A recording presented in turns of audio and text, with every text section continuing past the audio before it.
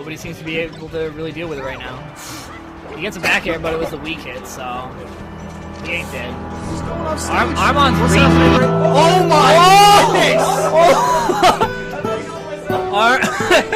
Alright, so can I thought Armon killed himself. He thought he killed himself, but it actually turned out just amazingly. Got a double kill, and now they're looking amazing.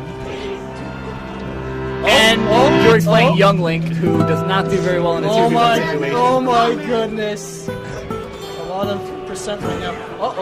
Oh, does the wrong move, but Zach kills himself for some reason. This is game 3! This is